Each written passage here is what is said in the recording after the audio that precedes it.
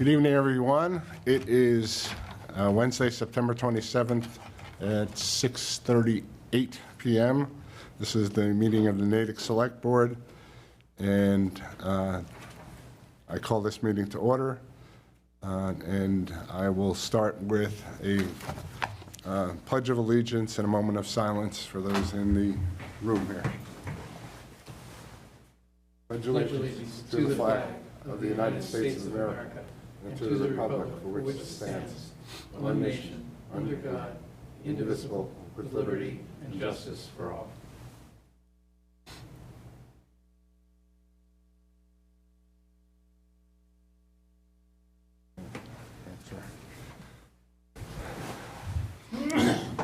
This meeting is being recorded by Natick Pegasus, so thank you to them. It will also be available online should you want to see it live. In terms of announcements, does anybody have an announcement they'd like to make? No? Okay. Moving right along. Public speak. There's one person in the audience and a couple people online. Does anybody wish to speak in public speak? That's an individual may raise an issue that's not included on the agenda, and it will be taken under advisement by the board. There will be no opportunity for debate during this portion of the meeting. This section of the agenda is limited to 15 minutes, and any one individual addressing the board during this section shall be limited to 5 minutes. And I don't see any raised hands in Zoom land, and I'm assuming no one in town hall. Okay. Moving on to appointments. Approved town clerk appointment, Lynn P. Kelly. Mr. Erickson. Yes. Three of us. There's coughs in the room. Unrelated to the appointment, I hope.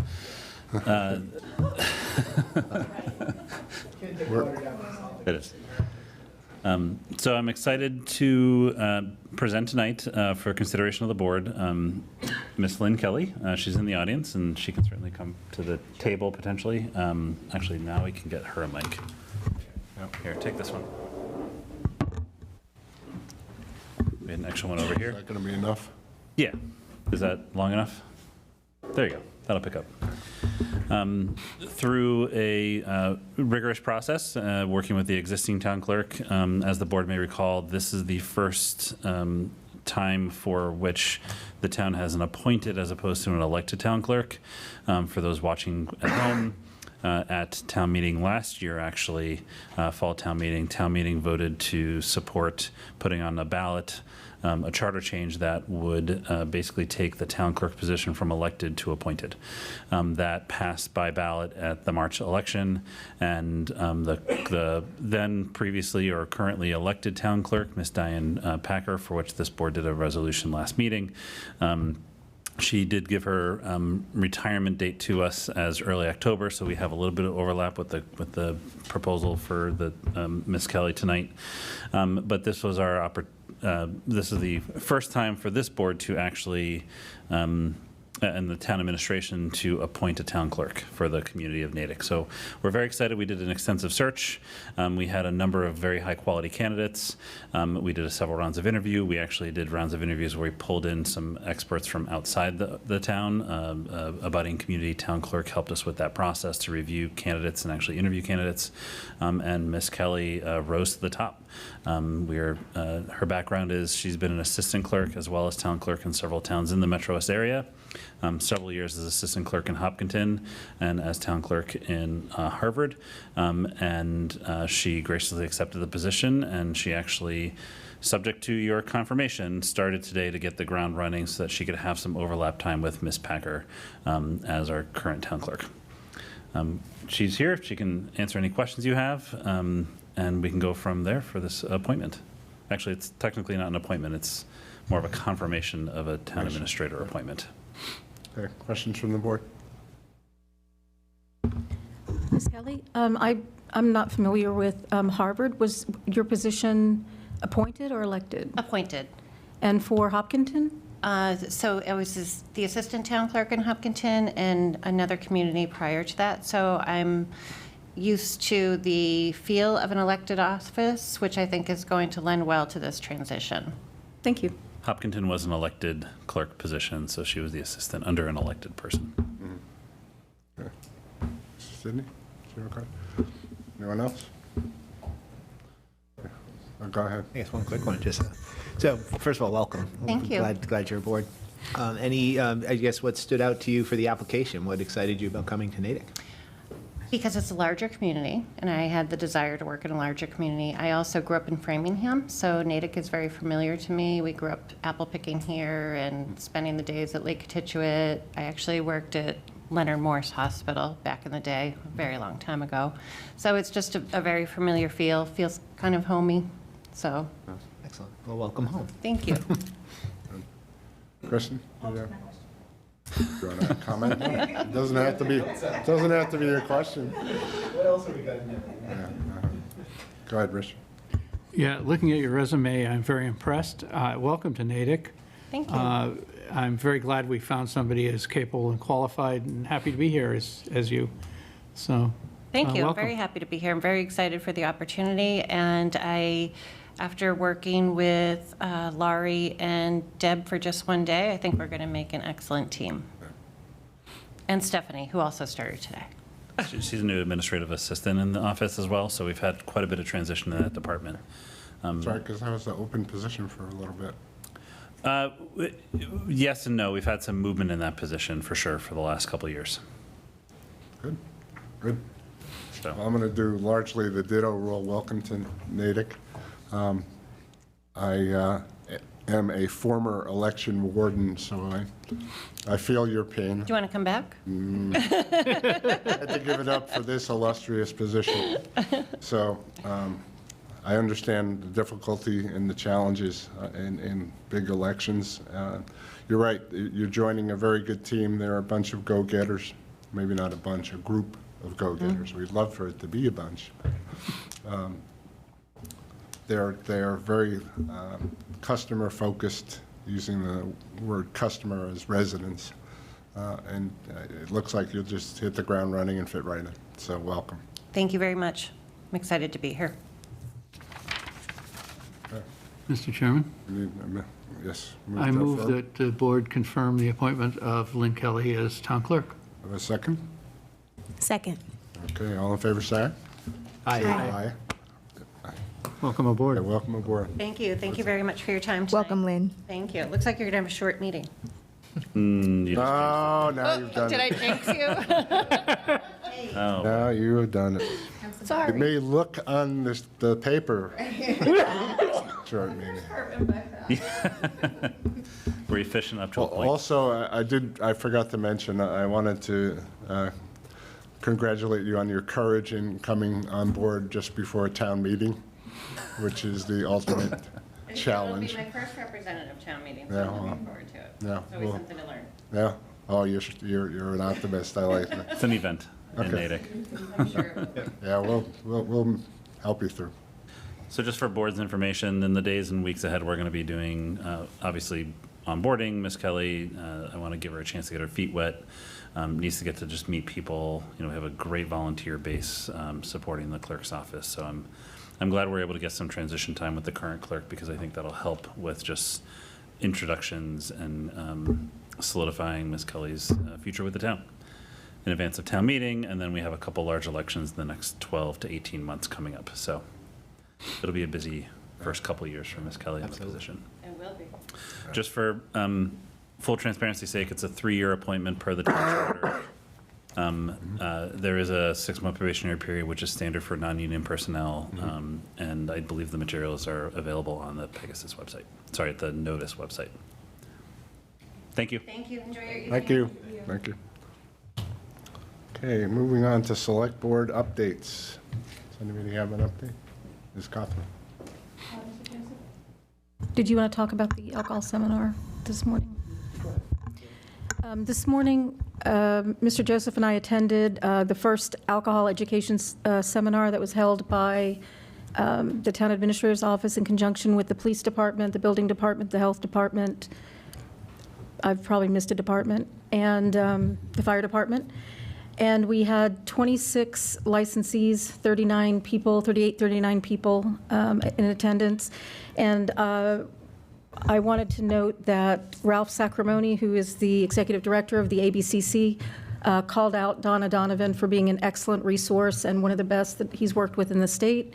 And in a conversation I had with him after the event later this afternoon, he said that it was one of the best attended with some of the best questions, very different questions, and they were very pleased with the event. So I just wanted to report out that in keeping with the revision and reform of our alcohol policies to make them a little bit more liberal, but also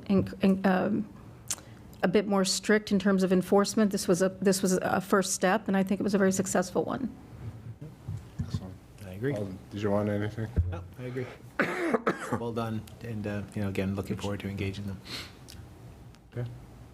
Anyone else? Yeah, thank you for being there. I was not wanting to give this to anyone, Yep. so I'm sure you appreciate it. I'm sure the people attending, too. Mr. Chair, if I could, I should have brought this up under announcements earlier, but just two things that are happening this weekend that, for the public that's watching. There's a all-aboard accessible cycling program that the town is partnering with on the Kittituit Rail Trail. It starts at 9 a.m., runs till 3. That's tomorrow, or Saturday, September 30th. And then we had to reschedule the tiny forest planting that was taking place at the high school that Ms. Rondelli is running in the Community and Economic Development Office. So that will take place at 9. So just wanted to make the public aware. There's information on the website, but those are two great events that our staff is partnering with and running this weekend. Okay, thank you. Yeah, and actually, Sydney. I was just reminded, I'm going to be at the farmer's market on Saturday from 10 to noon. Come down and say hello. Actually, on that note, I will be at the Senior Community Center tomorrow at 9 a.m., so same. Come down and say hello. Exactly. Whatever we can't handle, I'll hand off to Rich on Saturday. That's all right. Okay, anything else? Anybody else? Okay. This is just an email that I sent to you regarding the committee assignments. So I based it on the emails that we'd exchanged as well as individual conversations. So right now, all are assigned except for Natick 180. And we're trying to fill that. The other one was the Transportation Advisory Committee, and I'm not sure whether we've had one historically or a liaison to that committee or not. It's been off and on. I don't think it's been a constant in the past. Yeah, so I that, don't recall it being really any presence when I was in the CED role. yeah, okay. It might be worth doing that just to help get them together with the safety committee. Yeah, that's Just a possible. thought. No, that's If not somebody's bad. willing to do it. Yeah. So those are the open things. What I tried to do too is make sure that, we weren't overloading one particular person. So I also put in that spreadsheet how often the committee meets, so people get an idea of what's involved in that. So take a look at that. If I've gotten it wrong, just shoot me an email and let me know. Mr. Chair, I had a question about the CPC. Do we have a definitive answer about whether a member of the board? We have not, but thank you We did for ask that raising question. We- We're waiting for a response. Yeah, let me follow up with that. The other thing that I wanted to bring up, and thank you, it also has to do with the CPC, is how long do we want to have the window open for people to apply for that position, or for those 4 at-large positions? My sense is we're already almost in October, and we just opened it up the last meeting, didn't we, right? Correct. Last meeting. So maybe like late, I think the middle of October seems too soon, but maybe like the November 1st meeting might be a good cutoff point. So I'll work with Claire on this a little bit, who's helping spearhead the staff level effort for this, but we do have an obligation under the law to form the committee within, I think, 60 or 90 days of it being 60. approved by the AG's office. And I want to be mindful of that to give you the time that you need. Now, a good chunk of the people are just going to be appointments from other boards and committees. We've already reached out to them. They're working on that on their end. But there are the seats that would need to be appointed by this committee, and depending on interest, you may want to do a round of interviews, or it depends on how much interest we get. So my preference is maybe at the next meeting, which is next week, we can announce sort of a deadline of mid-October so that you're prepared to do the interviews on November 1st. Yeah, that sounds, But think about that, and we can discuss it more next meeting. sounds great. I'd like to know, Chair, if you don't mind, how are we publicizing this or getting the word out that people, should apply, can apply? Has anybody applied? Just so we know kind of like what our runway is up until these next couple of weeks. Yep. And should we do a greater, we should be doing a greater push beyond this meeting, but how are we doing that? I did see it on Natick Report. Okay. We are getting it out through our press outlets. Okay. And it's on our website. Jay, Communications Director, has been able to get it out there. Okay. We can certainly do more as the deadline comes and just do refresh reminders on social media and other Okay. platforms. All right. But it was on Natick Report, and if it gets picked up by others, great. We try to disperse it, and it's really up to others to post it, but Yeah, it might Thank be you. worth, you're mentioning when you guys are at your At office hours. office hours, also to bring that up. Yeah, it occurs to me, if we're looking at mid-October, we might go a week after the first night of town meeting and ask the moderator to make an announcement at town meeting, and then keep the applications open for a week after that, so that if there are town meeting members That's or a people who really watch good town idea. meeting that are interested, it'd be another good way to get the word out. That's a And the real good- town meeting start date is the 17th? Yes, Yes. so it would add about a week to, it should be enough time before November 1st. Okay, Yeah. all right, yeah. yeah, it occurs to me, these are people who are actually active and may have an No, interest. no, that's a great thought. Yep, Mr. I Erickson, agree could with you that. ask Claire to put something together that we could hand out at the? At town meeting? At town meeting. Sure, yeah. Just say nothing major, just, what it is. Well, think about what that should be. All right. I don't want to commit to like a Yeah. big pamphlet or something. All I right. just want to make sure No, we're no, no, mindful no. of that. I'll frame it out. It's just going to be a one-pager. Yeah, you know. yeah. Mr. Chair, Yes. if I may, just for the public's benefit, we're using acronym Yes, CPC. thank you. Yeah, it's just the That community. is thank you, Mr. Joseph. We do degrade into acronyms soup sometimes. So CPC is the Community Preservation Committee.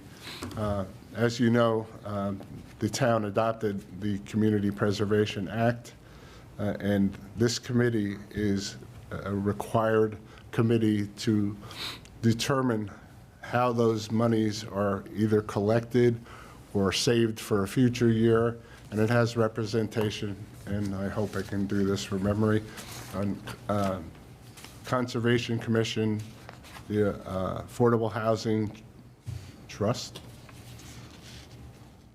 No, the housing. Natick authority. Housing Authority, I Housing was Authority. backers, right? The Planning Board, Historic Commission, yeah. I said the Conservation Commission. What am I missing? I'm missing two. Historic. Historic Commission, right? And a fourth one that shall be named later. And then there are 4 appointed positions that are Select Board appointed positions. Open space. I thought there were 4. Right, there are 5. 5 from committees and 4 Four, from the right. select board. Right. Yeah. Okay, we're saying the same thing, I think. Yeah. No, I think. Okay, Sorry. I got distracted. Yep, Okay, So did I. all right. I was giving the signal steal third. He was Yeah, actually all holding right. the runner. So Yeah, I thought it was the tape. All right, so those positions are aligned with someone who has experience with the 4 pillars, I'll call them, of the Preservation Committee. So it's historic preservation, outdoor recreation. Oh, that's what it is, Rec and Parks. Yeah, I just recalled that as those words Yeah. were coming out. Well, now I'm losing my mind. Sorry, I'm foggy today. Why don't we prepare something for next meeting and we can do a more We'll formal just read it out. discussion? but, Yeah, it is on the website Yep. now. You can apply.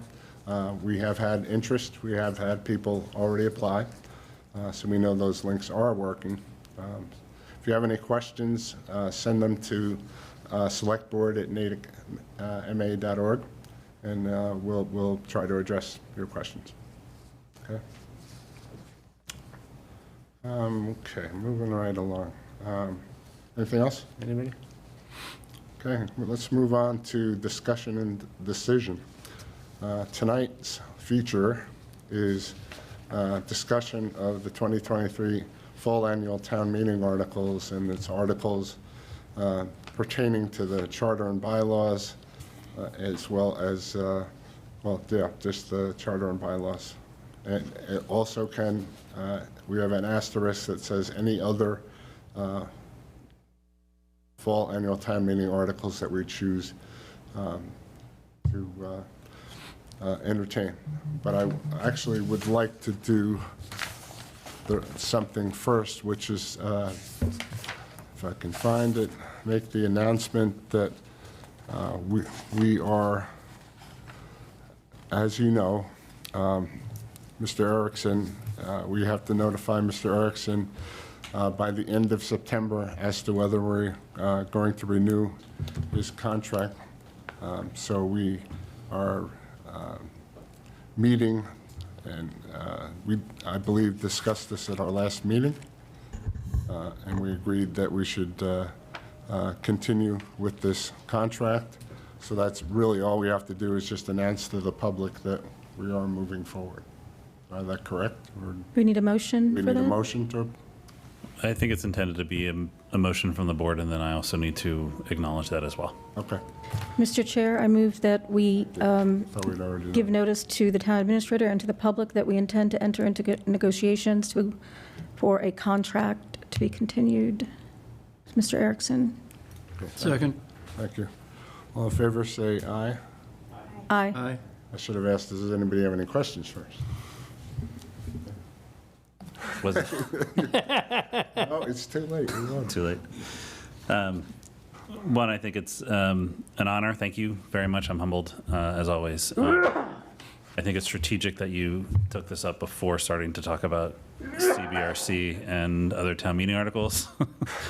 So at this moment at the meeting, I will also extend my intent to enter into contract negotiations. Thank you. Awesome. Thank you. Mr. Thank you. Erickson? Thank you for walking me through that. Oh, sure. Was there an unspoken contingent upon? Yeah, it sounded like a It sounded like there was an hesitancy. unspoken contingent upon further discussion. Further, yeah, I'll withdraw my comment. okay. I cannot speak to that as we're in contract negotiations. 30 seconds ago. Very good. Mr. Chair, if I may, just Yes, as please. a reminder, I'm actually, I will likely have to go to the planning Oh, board yeah. meeting at some Do you point. So want to go do your, I don't have to yet. I'm Article? just, at some point, I might need to, excuse myself from this meeting. Okay. So I just, with anybody presenting tonight, I just want to be clear. I just would you don't like want to me be do your disrespectful. article first? Oh, sure, if you're open to it. Just fair warning, I'm also in that same boat. Yeah. So Amanda's going to text me from downstairs. Okay. I'll go downstairs and come back up, but John's here. And separate article, Paul will be doing the same thing. And I apologize, the information, the FinCom questionnaire for my article is not posted to Novus, so I was not planning to speak at length about it tonight. If you'd like, we could add that for future, or if we want to discuss it right now, it's kind of pleasure of the board to hear the background if you'd like. It's fairly straightforward, so I think it's more of a conceptual. I'm a citizen sponsor of Article 22 for the fall annual town meeting, and the title of that motion is basically to amend zoning bylaw, body art establishments in the downtown mixed-use zoning district. And basically, it's a proposal to allow a use that has been narrowly allowed, basically up on part of Route 9, to provide for, it was spawned by the request of a business owner that's doing permanent makeup and looking to do that type of business as an esthetician, and currently occupies and has a lease signed on a second floor building here in Natick Center. When this individual came to town, they were told that this was a permitted use. they didn't specify the specific location, and then when they came to town hall to actually get the permits and go through the certification process they needed to, they realized that the zoning where they signed the lease did not allow for this type of use.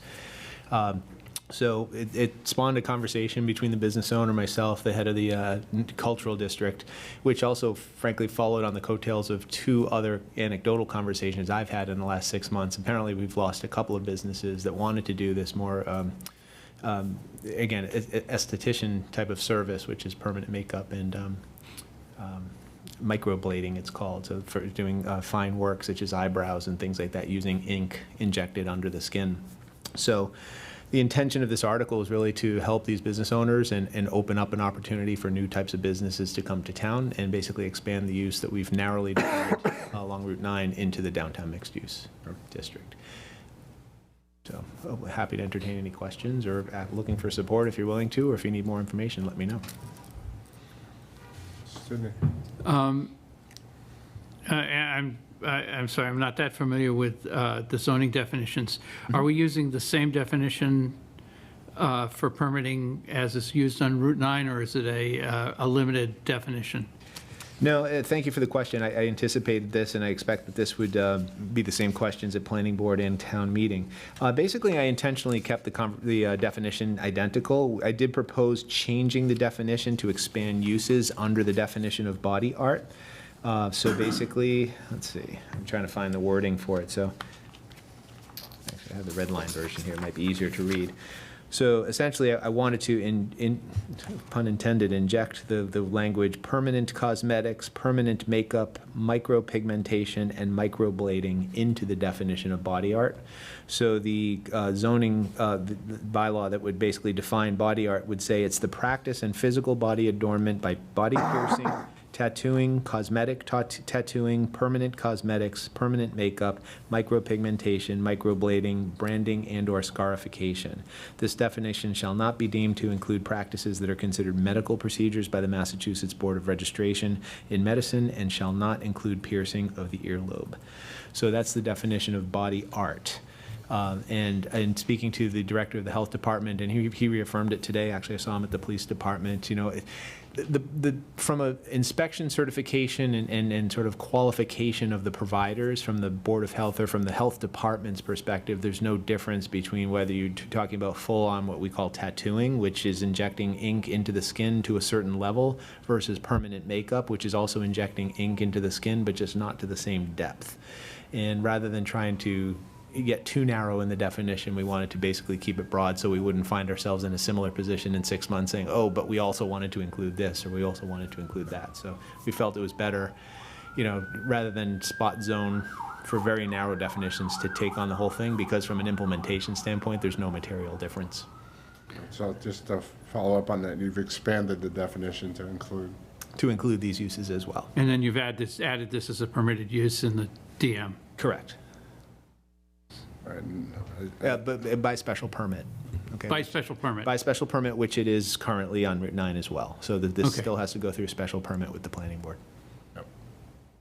So if I may. So that actually addresses my main concern, so Well, and thank that's, you. I know there's a lot of, it's interesting, we're curious about what this would spawn in terms of concerns about, we don't want tattoo parlors in downtown Natick, or what that feeling might be. But, you know, again, I think a lot of generational changes have happened. I think the types of establishments, frankly, the price points of this art, and the variety, including servicing communities such as that might use henna or other types of body adornments as part of their culture. I think the world sort of evolved in terms of definition, but we also want to make sure that any establishment that comes into town is consistent with, you know, the sort of the feel of each area, and that's the job of the planning board when they're looking at special permits, to make sure that it's consistent with the type of businesses that we have downtown. Yeah, if I may. Who's the SPGA? Who's the planning board. Planning board is the Special Permit Granting Sorry, yes, Authority. thank you. Yeah, and the DM district is the planning board. Okay, thank you. That's my questions. Kristen? Thank you. Mr. Joseph, when you go to the planning board tonight, are you asking them for a permit for this tonight? I'm asking them to endorse, Okay. basically the The zoning change. the change to the zoning, yeah, exactly. So I- I'm the sponsor of the article at town meeting. I'm just looking for planning board to endorse it. I got it, okay. Thank you. Well- I support this. As a woman who, patrons some of those services in other surrounding towns and cities further away, I think that it's a good addition to what women or men would come looking for, or whomever would come looking for in Natick as either a recreation or a beauty service. So I support that. Mr. Sidney? Yeah, I was going to say, I'm just trying to figure out which zoning article it is. It's 22. 22. It's 22. I move that the select board, I have some questions, Mr. Sidney. okay. Thank you for the motion. Please. Thank you.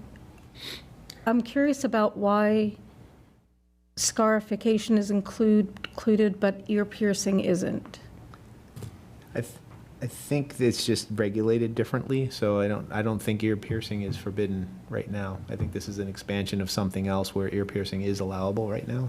Oh, I was under the impression ear piercing was not allowed except on that Route 9 area where I think the only place in Natick is at the mall, that little kiosk. I could be wrong. It seemed like That would be, We can look into that. There could also be a state definition. Yeah, I was going to say, Planning board. it is governed by something different, so Okay. it's not intentionally excluded from what I'm trying to expand. This I is just see. consistent with the current definition. question I might ask of the planning board is there are a number of jewelers downtown, and I'm sure Right. do ear piercing. Right.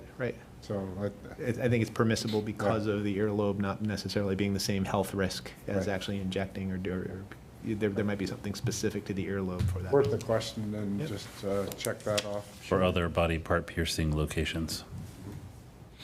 Yep.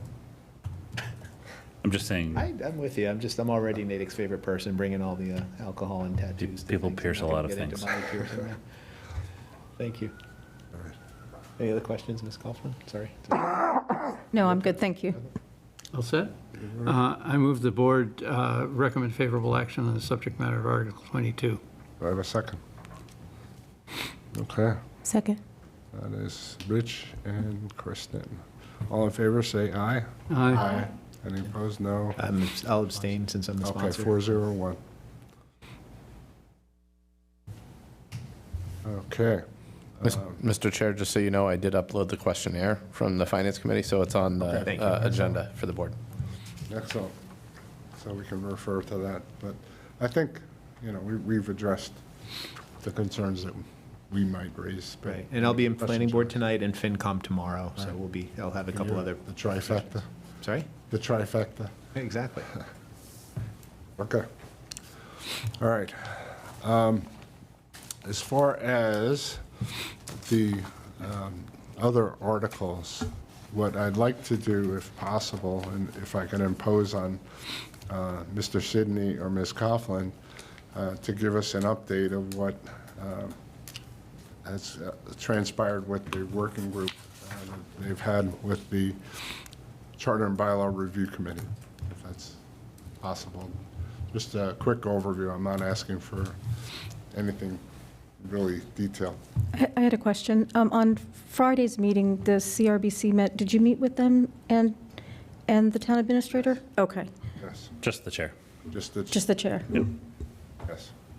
Yes, and we can, that was my next stop, to go to Mr. Erickson on that. So, Rich or Catherine? Yeah, so the working group, which is Catherine and I, met with 3 members of the CBRC to go through a number of details.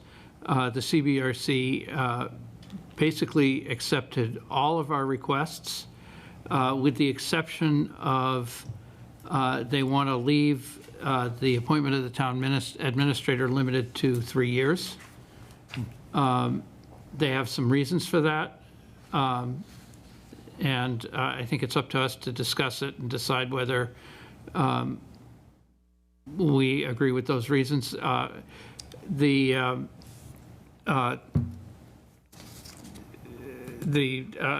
did send the minutes from our working group meeting over to Bruce to include on an agenda. I don't know if people want to read them, we could forward them along. I did forward them to Kristen and Ms. Pope and Mr. Joseph, but there was an 11th hour. Okay. Well, maybe we can get those up on Novus, and if anybody has any questions on those, we'll be voting on them at another meeting because they're not on today's agenda, but they are certainly good source material. Mr. Sidney, could you, it's not clear in my mind, so perhaps you have a better understanding of the objection to an up to 5-year contract for yeah. town administrator. Yeah, I actually do understand it. I haven't decided personally whether I agree with it or not. Just share what your Yeah, understanding so is. the concern is, and this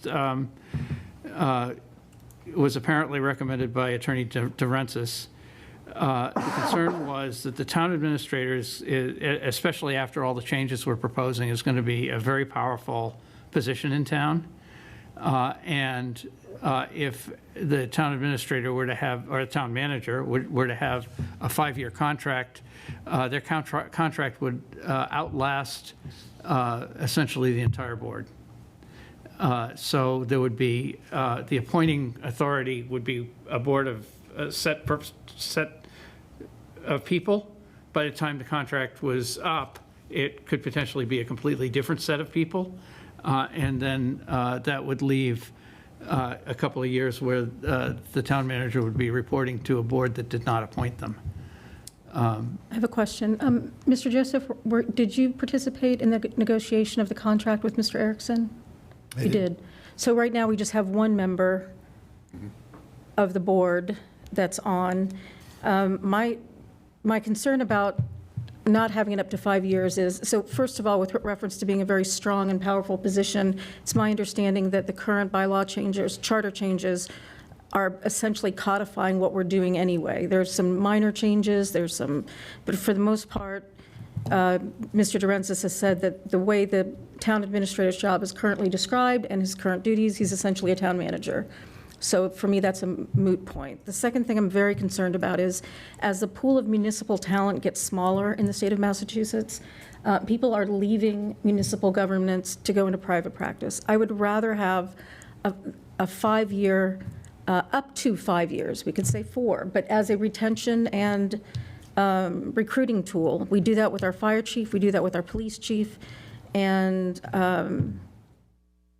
I just don't see the. Yeah, no, I tend to agree, and just if I could finish, I do tend to agree with that. I also see the other side of this.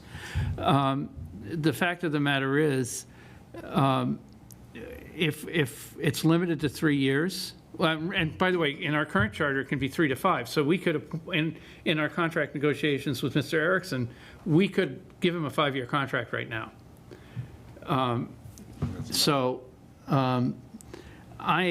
My inclination would be to go with the 5 years as a negotiating point. We could hire, we could put somebody, give them an initial 3-year to see if they work out, and then expand to 5 or whatever. I think it's a good selling point.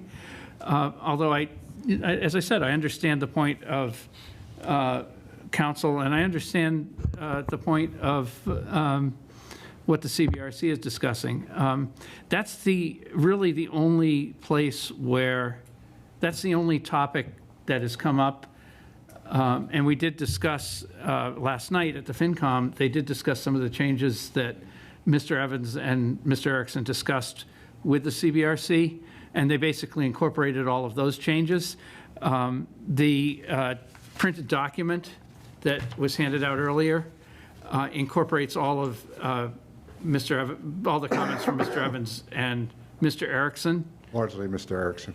Largely Mr. Erickson, that were not in the documents that were sent out earlier. Basically, the CBRC seems to be trying to accomplish everything we've asked for. Yeah. And there's a lot of really careful language involved and there's been a lot of discussion about some of that careful language because it's, in some cases, stilted. But it's my opinion, and by the way, Ms. Weithman from the CBRC is online in case we have questions for them. Just that- we can, it seems to me that they're trying to address everything we've asked for. yeah. Well, we've been working on, I'm sorry. We've been working on this since July together, so hopefully that Yeah. would be the outcome, is that we would work. I mean, in my opinion, we've already made some compromises, and I think that's what this whole process is about. If we're going to not have competing motions from the floor or chaos at town meeting, it's going to be an opportunity for us to give feedback and for each of us to say. So, for example, one of the changes that's proposed is that the town administrator ask that certain positions be subject for appointment up to 5 years. The town administrator is going to be appointing people for up to 5 years, while his contract or her contract is a 3-year contract. With reference to members of the board not having been involved with the negotiation of a 5-year or a 4-year town administrator, it's my understanding the concept of the board is it's continuous. So in other words, the clerk signs the minutes even though when a new clerk signs doesn't minutes. matter It what- doesn't really matter whether or not that person was in the room, because we as an entity are a legal entity and we act in that. And unless we have 5 complete buffoons, I don't know that there's a problem with having a 5-year contract. Again, I'm very concerned about retention and recruitment. Yeah, and I did raise that with the CBRC chair. So as you remember, the board was asked to send me comments at last meeting. I collected the comments. One of the things I asked at our last meeting was that the board re-verify affirmatively that we wanted 5-year contracts everywhere. I passed that along to the CBRC. So I think it's a pretty clear statement to the CBRC that even the town administrator should be eligible for a 5-year contract. And I think that, as I said, Ms. Weithman is here, she's listening. But I think it's a good idea to go to 5 years. We already voted on it. Yeah. Well, let me interject a couple things. 2 of them, Ms. Coughlin has already talked about recruitment and the disconnect between appointing people who have 5-year contracts versus not having that contract length themselves. The other thing that I'm wanting to raise is we've really sort of beefed up the town manager evaluation process. And every year, we're going to be measuring the town manager against those goals. And if we know, every contract is written in different ways. So we can structure a contract, I think someone, I can't remember who, said, you structure it with 3 years, and then maybe you have I don't know what you call it, a possible reconsideration clause in there somewhere. I think there are enough protections that we put into our standard contracts. I felt comfortable, and I think we all felt comfortable, signing Mr. Erickson's and the police and fire chief, which were both 5-year contracts. I agree completely that having the ability to do recruitment is paramount. Mr. Erickson? Sorry, I was just going to say fire is 3-year, police is 5-year. Yeah, sorry. It's recent chiefs. you. My current one was a 3-year. Yeah. And the current, as noted, the current charter does say 3 to 5 years. Yeah. Thank you for that correction. Yeah, and just a little nit, the charter is being changed to say up to or not less than, or not more than, rather, because we can all think of hypothetical situations where we might want to sign a 2-year contract for some reason, and I think we need the flexibility to do that. So let me play devil's advocate for a second. Do we have the 5 years covered by that? Oh, yeah, not more than 5 years means we can go up to 5 years. All right, so we as a board can elect to do 5-year contracts across the board, Not in the current charter, that's being changed. No, but with that change that they're proposing, Yes. we could do that. Other contracts are up to 5 years. If I can clarify, the current charter for police, fire, and town administrator, it's a minimum 3 up to 5. Right. So you can go up to 5 currently, but it's not, you have to have a minimum of 3 presently. Okay. I believe what Mr. Sidney is saying, that It could instead of be having a Anywhere minimum, on that continuum? it's just a general up to or not to exceed, which means you can do 6 months if you wanted to, Yeah. or Okay. 1 year, a 2 year, a 3 year, a 4 year, a 5 year. Thank you for clarifying that. That makes sense. Okay. And I think Ms. Whitman has, Ms. Whitman, can you unmute and let us know? uh, There we go. yeah. Yes, I'm here. Okay. Did you have any Do you have any comments? thoughts or on this topic? No, Mr. Sidney has represented, the position of the CVRC, but I think I can certainly we have another meeting tomorrow night to, work on this language that town administrator has, provided and that you're looking at right now. And I can certainly share that your board is looking to have the town administrator up to 5 years. Okay, thank you, Ms. Wiseman. Mr. Erickson, do you have anything to add? And from the conversation you had with the chair of the CBRC, do you feel that the issues that you raised are addressed fully? So I'll be fully honest, I haven't looked through all of this right now. I did get a preview, and it appears that a good, if not all, I did pose a couple of additional questions because I think there was some language of clarity that was added that I don't think is negative, but I think I don't think it's inconsistent with what we discussed, but I think it's something that might not be as necessary. With that said, I was more flagging the 5-year, 3-year discussion more because it's a change from the current charter. This is not really for me to determine what the board feels you need as tools, because I'm going to be, at least in my current role and what we just discussed tonight, working with you on a potential updated contract. From my discussions and experience just in working with negotiating the fire chief and the police chief's contract, I always like the flexibility more than not. So having up to 5 years is more flexible than having up to 3 years. Doesn't mean you have to go up to 5 years, but you have that flexibility to negotiate if need be. So I was more flagging that because it's less, it can be considered less flexible. And a good example is with our current police chief. He only has a certain number of years before he is required by state law to retire. Therefore, you could not do a 3-year plus a 3-year if it was up to 3 years. You had to do a 5-year with his current contract. Otherwise, he would have had to retire 2 years early. So it's just, that's why I was sort of flagging it more for that level of flexibility, not to determine if it's because that's really a policy adjustment from the current charter. Question, Chair. I just want to make sure that I'm clear on the up to 5 years part.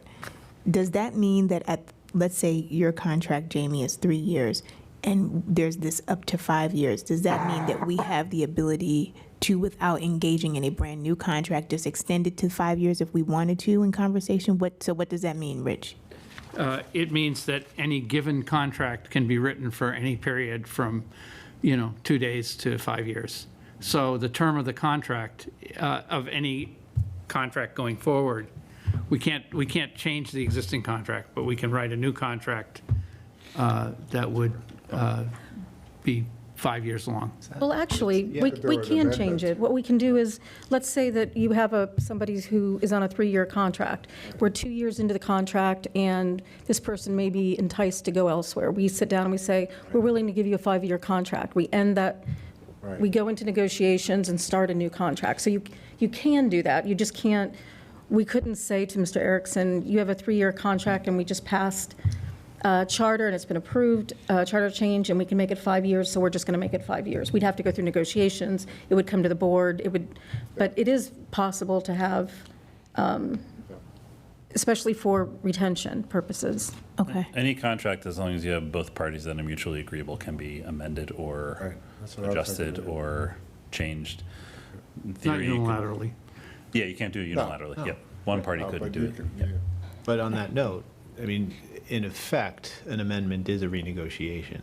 But Yeah. theoretically, to avoid the complexity of renegotiation, you could add an amendment to say we're tacking on a year Add 4 and 5 year or if you're two, amenable yeah, to that. Yeah. If we're now allowed Correct. to go to 5, yeah. Yep. There's nothing to stop us from doing that if it's up to 5. We don't have, I mean, it needs to be mutually agreed upon, but not But necessarily also, negotiated. every year and renegotiate a new 5-year contract, that replaces the contract. Right. There's so many different there's ways. a lot As of long as permutations. both parties are mutually agreeable, or all the parties that are part of the contract are mutually agreeable. What you can't do, though, is negotiate a 6-year contract. You'd have to negotiate, or you'd have to, nor could, my understanding anyway, and I'm getting into territory that I would like to defer to legal counsel, but I'm assuming you could do something like a 3-year with 2 1-year extensions totaling 5. But you cannot do a 3-year with 3 1-year extensions totaling 6, because that 6 years is now not a viable Yeah. option. That makes Yeah, sense. and as I said, the other change we're making is removing the minimum contract lengths. It was pointed out, and I think it's a really good idea to remove the minimums. You know, we had a really good interim town administrator. If we hadn't found Mr. Erickson in the required time limit, we could have made a very short contract with Mr. Rooney to continue, had we had the right to do it, which we didn't. Just as an example. Yeah, he fell under a different provision of the charter that allows for 2 3-month interim contracts. town administrators to be hired for 3-month contracts, no more than. So he actually had 2 3-month, 3 months in, we had to do another 3-month contract. In his case, he had retirement limitations, so he could not extend it beyond there, otherwise it would impact his pension. But in theory, you could have continued to do 3-month extensions with an interim status, Thank you. town administrator.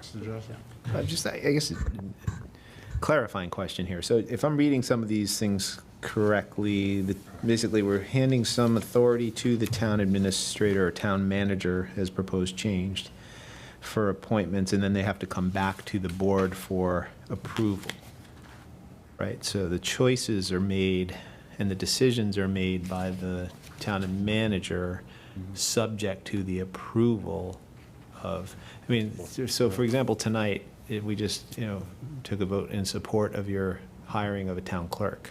Yep. Could we have rejected your hiring of the town clerk? Correct, you could have rejected. You could not tell me who to bring forward to you, Correct. but you could have said no. No, Go back to the drawing board. Okay, yeah. which then, part of why I asked that question, there's 2 different wordings for approval in here. One says approval and one says affirmative approval. Yeah. And that's just from a legal standpoint, we're talking about the same things, Yeah. right? Because it both. You probably asked 5 Well, different attorneys to make it 5 different. Is there Negative a- approval. Is there a distinction? Yes, there is. So Elaborate. first of all, the affirmative approval on certain appointments, particularly the 2 chiefs and the treasurer collector, was a request of this board in the joint meeting that we had with the CBRC. And that was to hand off the work of the hire and the search to the town manager, but keep the elective authority to approve it.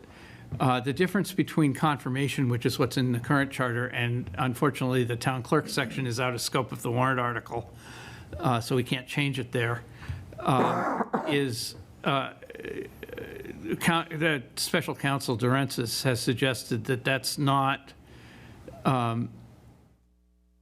that affirmative approval is stronger, more accurate language than simple confirmation. And any other hire in the town is actually subject to essentially a pocket approval if Mr. Erickson announces a hire and we don't have an objection, we don't have to do anything and that person is hired. We can say no if we do it in 14 days. But for these top-level positions, this board, in discussion with the CBRC in our joint meeting, did say, yeah, we should keep an elective approval on that.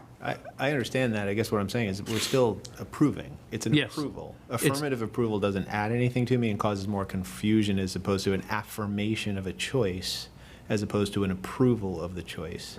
To me, it causes more vagary than it does handle it. You know, the word approval should be it, as far as I'm concerned, because I don't see, you just referred to a pocket approval. How you approve is different than what you're doing. Well, that's why the word affirmative is there, is it clarifies that the board has to take an active action as opposed to not taking any action at all. That's the point of that language. I'm sorry, Mr. Chair, I have to run down to the planning board meeting real quick. I'll be back up, hopefully soon. This doesn't pertain to you anyway, so. So, if you have better language, the idea was that we have to take an active position for the approval of these hot top level positions, as opposed to the other language in the charter, which is passive approval. So on page 3 at the top, if the board chooses not to take action with a certain stay, it says it constitutes an affirmative approval as opposed to an approval. Yeah. Yeah, That to me doesn't make, it is unnecessary language. I want to be crystal clear so we don't have legal questions about this stuff. I totally get it. And, some of this stuff, I got to say, working with the charter, you put escape clauses in things that can go wrong to handle things that go wrong. But the charter tells us we're supposed to do something. If we fail to do it, the only recourse is, something else. But it's the bylaws that tell us how to do it. Yeah, Charter tells us what to do. but the charter gives us the authority. the rule, and then the bylaws say how that happens. Correct. And so, you just said the scope of the town clerk is not covered in what we're doing right now. So is the plan to come back and comprehensively look at all appointments made by the town manager at some point, or? I would assume so, yeah. But this is, We're going to get bylaws to explicitly describe how we're going to do that. I can't say. I would assume so. The charter is what we're talking about now. There will be, I know, some of the charter changes that are proposed are to take all the qualifications that are currently in the charter and in Charter 6 and move them to bylaws. And CBRC has said that they plan to bring those bylaws forward in the spring, which will be before the legislative action on the special act happens. Okay. So, Okay. And one of the articles is to get that extension of the CBRC that will be voted hopefully by town meeting. Okay. Any other questions? I didn't quite feel like we got to a resolution on that. Do we have to keep the word affirmative, or can we get rid of it to just simplify approval across the board? My personal opinion is it strengthens the language. I think we should leave it in. If the board wants to ask the CBRC to use different language, we can certainly do that. Do we have a sense on when our town council will be able to look at the motions? That's a question for Ms. Whitman. They're delivering the motions to FinCom on, Monday? Tuesday. well, there'll be Yeah, for the a Tuesday. Tuesday's meeting, so they'll be on their agenda, they'll be posted somewhere before that. We had actually requested that they deliver the motions to our town council concurrently with the delivery to Durensis. So, Ms. Whitman, if you can make sure that the motions are delivered to our town council concurrently with Mr. Durensis, that would be great. May I ask just a follow-up, which is, Ms. North is going to be a very busy lady between zoning bylaw changes and charter and bylaw review committee changes. So the sooner we can get those motions to her, the better. I would want to give her, I know FinCom has its review on Tuesday and a backup day possibly Thursday, but I would think you've got to get through that on Tuesday, most likely, because they have to have it ready for the recommendation book, which is a week prior to the start of town meeting. So having written that recommendation book, I know how compressed that time frame is. And so the bottom line is to get it as soon as possible to Ms. North. I cannot urge that more emphatically. Okay.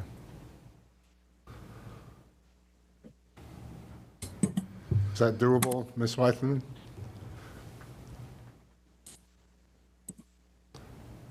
Yes, trying to put my hand down. We're working on motions tomorrow night. I'm sorry, I can't put my hand down. That's all right. We are working on the motions tomorrow night, and I will let the committee know that you would like the motions sent to town council simultaneously when we send them to Attorney DeRensis. Yeah, thank you. I'd forgotten that you were meeting tomorrow night also, so thank you for that. The sooner the better, like most things. No, I mean, everybody's anxious to get the motions. We're anxious to have them completed. There's obviously quite a few of them, and they're complicated. So, and there was language changes that came out of FinCom last night. So it's a large body of work that one of our members is working on right now. And it's also my understanding that if FinCom doesn't finish on Tuesday, it may go into Wednesday as well. Right, that's what I thought as a backup plan. I know Thursday is the cutoff, though, for the recommendation book. And they'd like to avoid having, supplements 1 through. Right. No, understood. Yep. Okay. Excellent. Thank you, Ms. Weithman. Any other questions, concerns? All right, we lost Mr. Erickson. Do we want to talk about Articles 27 and 28 and just catch them up? 27 is the, roles and responsibilities of the Personnel Board. And 28 is appointment authority for Comptroller, Police Chief, and/or Fire Chief from Select Board to Town Administrator. And as you know, Comptroller has been pulled out of that. So it's just Police Chief and Fire Chief. So are there any questions? Have you had a chance to read it? I know it came through pretty late in the process. Anybody have any questions regarding that? I looked at it quickly myself. And Rich and Catherine, have you had a chance to look through it? I don't mean to put you on the spot. This is, he's talking about Article 28. No, I've not. I did take a look at it. Okay. Everything in here is also covered in what the CBRC is putting forward. Okay.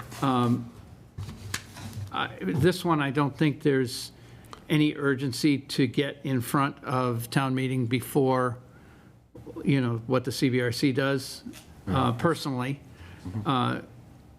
There's no urgency. We don't have police and fire contracts coming up that soon. So if the special act fails, we could always get this in front of the town. Right, in spring. In the spring. So my feeling is, and this is my personal opinion, I don't want to compete with the CBRC. Town meeting is going to have enough to figure out as it is on the Article 28 stuff. So. Okay. Any other thoughts? Josh? I guess I still kind of reject the concept of competing. I think we're approaching things from a two different type of process. And so this process is a parallel process. I think we all agreed when the Charter and Bylaw Review, when the Town Governance Study Committee recommendations came back, that there were clearly some things we can make incremental progress on, should the town decide to go to a Charter Commission. And the methodology for going about that could be this. It could be CBRC.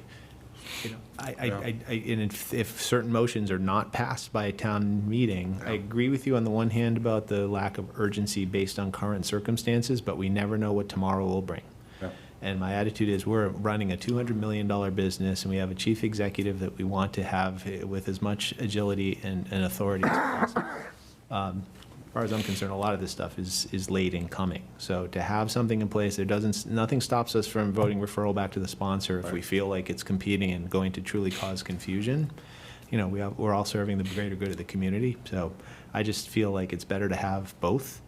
And depending on how things unfold at the will of town meeting, you know, we can always refer it back if we feel like they've made progress on something else. Because by the time they take action on those motions, we'll know the will of town meeting in terms directionally where it wants to go with this stuff. Yeah, I mean, we could put it, you know, an approach we could take is we could put it forward, you know, sort of conditionally, right? If the town meeting passes the CBRC stuff, we could request either referral or no action on 28. If the town meeting,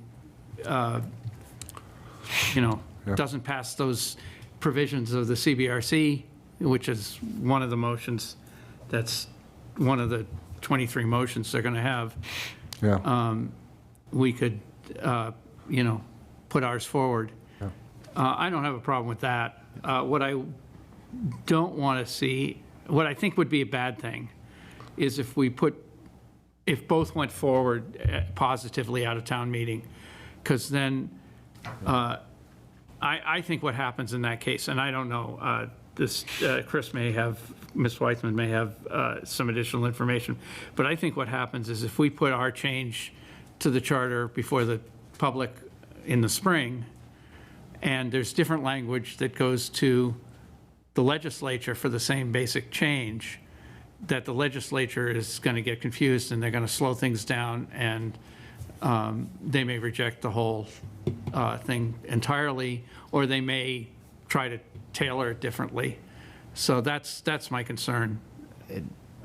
I think we have to, if we go ahead with your suggestion, which is the conditional approval, pending what happens with the CBRC articles, we need to be pretty specific about what in their motions we're referring to passing, right? Because it's a great big motion, a special act, and we need to be very specific about if this does not happen, this is why 28 exists. If I may, Mr. Chair, look, in principle, I don't disagree with what you're saying, but I don't think we have such a thing called a conditional article at town meeting. What I would recommend is, as a board, you know, we have the right to meet and we can take a vote based on whatever the outcome of the motions at the town meeting are on the other articles to decide at that point as a board whether we want to refer it back to us or not. Yeah, You know, I don't think that's a great point. we can't read the tea leaves. Let's let things unfold. Town meeting has its own authority. The legislative body has its own authority. I respect that, and I think we should just, as I said, we have the right to put something forward, as does anybody else on the warrant. I personally think we should preserve that right and make sure that we're in agreement with how things are moving forward as a body. Yeah. Yeah, Just- that makes sense. Hold on, Rich. That does make sense, because we can, prior to, you know, once we find out the lay of the land on those, we can meet and determine what our course of action is. Yeah, and Mr. Chair, I wanted to, I misspoke. I did review 27 and 20, I just haven't had a chance to speak.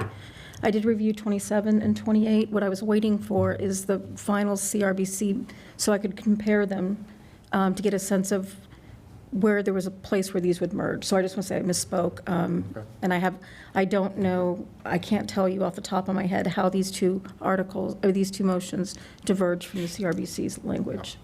I had that same difficulty with 27, more so. The than- personnel board, yes. So as far as I can tell, the 27 is all bylaw, so there's no charter impact. 27 has no charter impact, and we can discuss it completely independently. The subject matter of Article 28 is effectively, as far as I can tell, the CBRC's motion P, and if that, it potentially, you know, depending on what they do, it could be, you know, different motion, but in the current paperwork, it's their motion P that handles moving those appointments from the select board to the town manager. Okay. And the language is significantly different in the CBRC's proposal, because the CBRC is also modifying other sections of the charter at the same time, where Article 28 is not. So, Kind of a superset of what we're trying to do. yeah, exactly. Excuse me. So that's just in case anybody wants to track into the, I don't know, did you send out the documents I mailed you, the 5 or 6 that I mailed you last night? They were on Novus. They're on Novus from FinCom. Right, I think I put them on Novus. They're on Novus for today, aren't they? I didn't see them. Draft changes based on town administrator comments, is that the? No, that's the one that we got late this afternoon. I sent documents from the FinCom agenda last night to Bruce Yeah, to be distributed. yeah, I can put those up on Novus, but I didn't do those prior to coming here. I only did 27, 28, and the draft changes. Yeah, well, we can, the stuff that they were discussing last night is only very slightly different than what we had in front of us last week. So there are very minor tweaks from there. So, So, Mr. Sidney, can you tell me that, I understand motion for Article 27 only impacts the bylaws, but are any of the bylaws that we're proposing in conflict with charter, no, the CRBC, the charter change? None? none. And let's leave 27 for now, because it really is independent of the CBRC stuff at this time.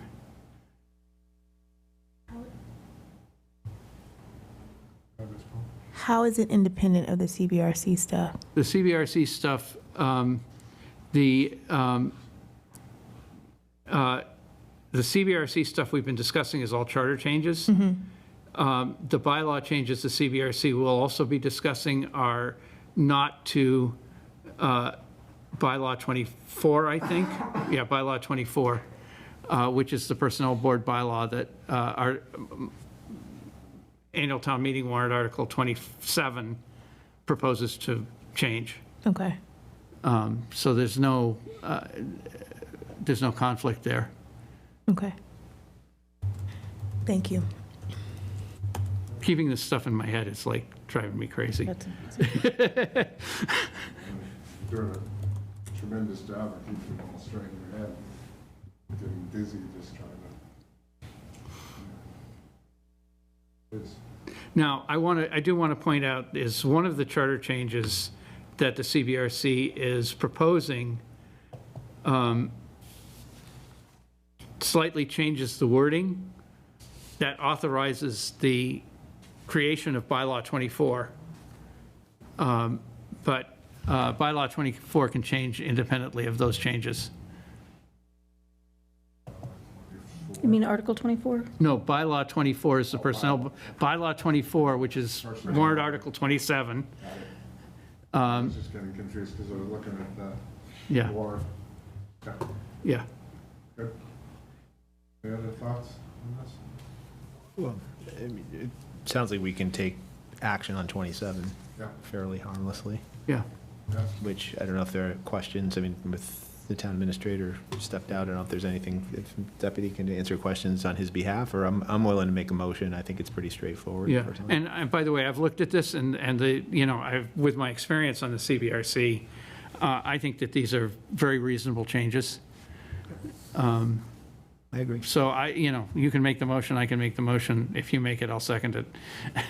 Or maybe somebody else could second it. Or somebody else can make the motion.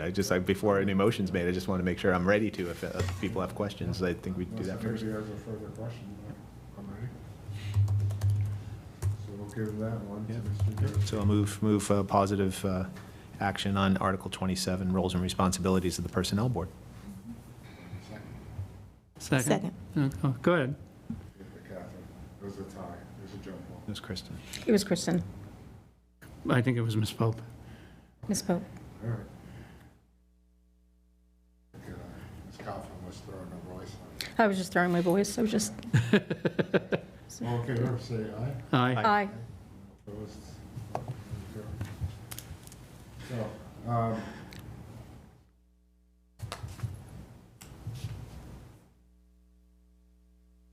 Now we're at the point.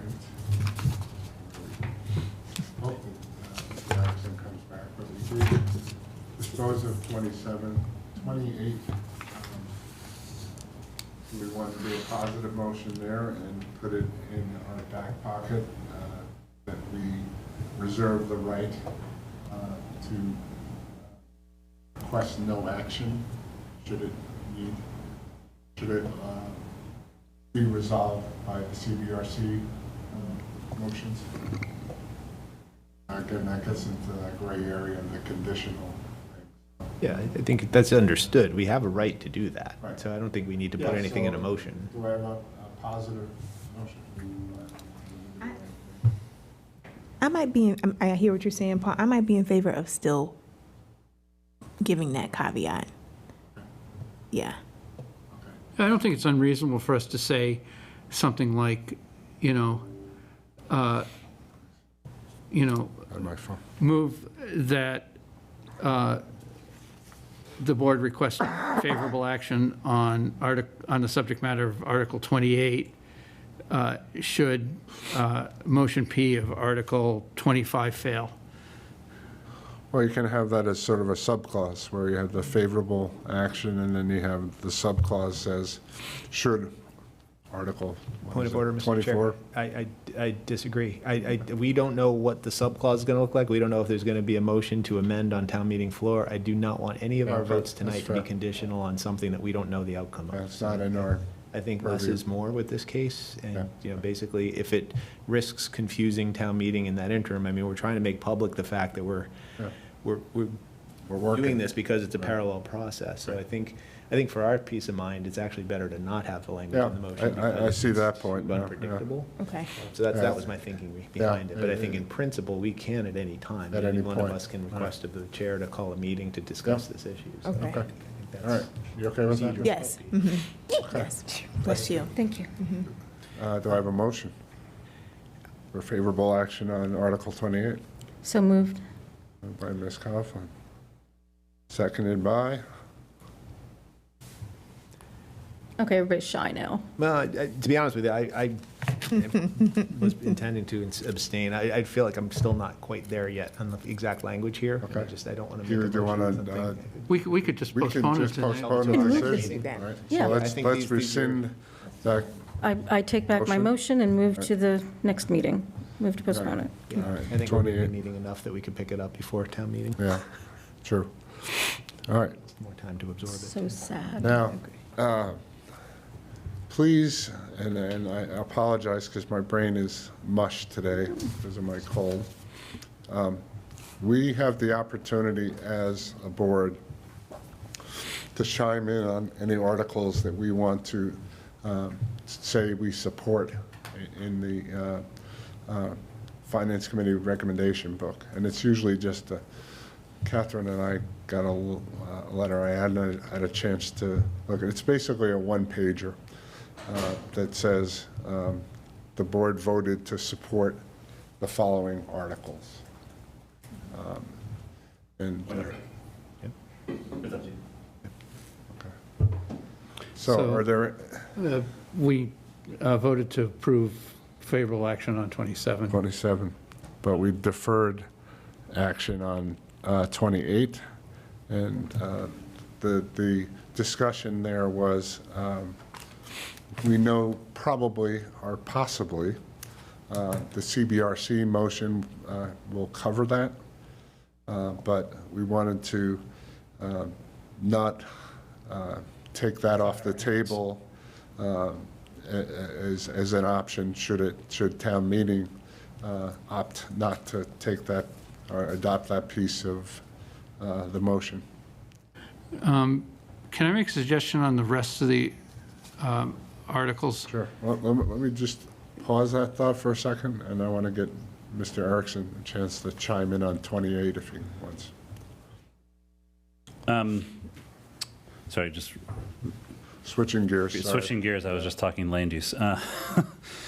So on 28, this was in response to what we just talked about police chief, fire chief appointments.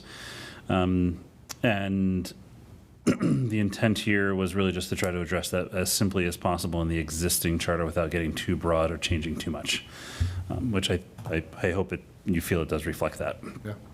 And that had two components. One was I had to remove it from the select board component of the charter and then put it into the town administrator component of the charter. So I'm happy to answer any questions, but that was really the simplicity of it. I know there was discussion at some point about the comptroller as well. Right. the report. And I did not put that in there for a couple of reasons. One, this exercise has really helped me to just think more holistically about the charter and governance in general. And I think the comptroller having that be more of a direct opportunity for a direct line to the select board, I think can be a benefit and is a benefit, given what their role is for the town and how important that role is for the town. Not to say that it shouldn't be have a lot of collaboration with the town manager or town administrator, depending on what it's called in the future, but having the ability to push to do their job effectively when it comes to what they're actually doing, which is really keeping our finances, which is one of the most important things for the town to be doing. I think is important to keep that protection in place. With that said, it can be important to make sure that the town manager or town administrator, whoever in the future, does still have some oversight over that, just in case there's. One of the things that I've always found interesting with regards to like an appointment that's not town administrators in an office or an elected official in an office is if that person in that position does something that that requires a discipline or does something to another employee that isn't a direct report because of the way our appointments government is structured, it could lead to some challenges. So not that this ever happened, but let's say there was an elected official that was an employee, like a former town clerk, not that this ever happened again, and that person did something to an administrative assistant that was considered harassment. Well, town administrator has no authority to take any type of action against that elected official, yet I am responsible for the safety of that administrative assistant. Yeah. In this case, having it still be a select board appointment, that would be the avenue for doing that. So I'm comfortable with it staying a select board appointment. I also think it's warranting a larger conversation or being part of a larger conversation around governance with regards to the comptroller in particular. So, Just a little more background on the comptroller. The working group, Catherine and myself and the three members of the CBRC, had a long conversation about whether the comptroller should be shifted, the appointment should be shifted to the town administrator or not. There are really good accounting reasons to have it separate. There are really good communication reasons, communication with the select board in particular, reasons to leave it as a select board appointment.